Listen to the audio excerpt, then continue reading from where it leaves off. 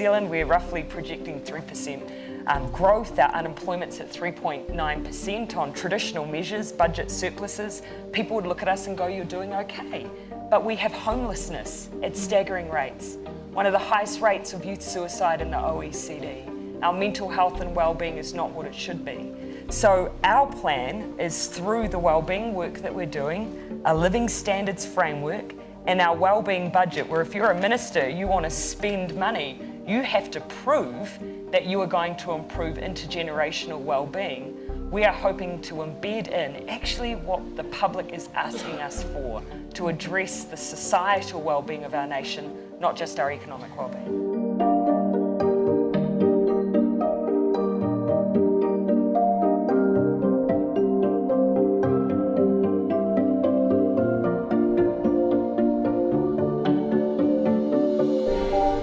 I think the importance of addressing this gap that we have in measuring success and broadening out what success is actually gets to the heart of politics and our political crisis.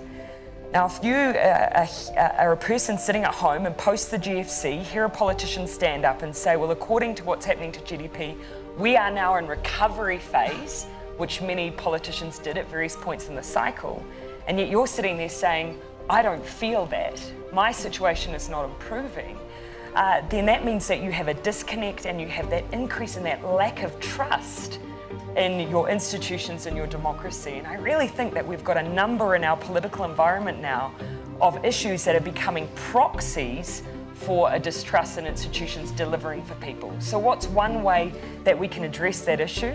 Well, one way is to make sure that, well, what gets measured gets done. We start broadening out the things that we hold ourselves to account on. Our people are telling us that politics is not delivering and meeting their expectations. And so this is not woolly, it is critical. This is how we bring meaning and results for the people who vote for us. And it's not ideological either. It doesn't have to be something just progressive governments do. I think it is about finally saying this is how we match expectations and try and build trust back into our institutions again, no matter where we are in the world. And so some of the work we're doing now we'll reap the benefits in 20 years' time. But if you start looking at a lens of politics through what we like to use, kindness, empathy, well-being, then actually it doesn't matter what happens just in a political cycle. What matters what happens over decades.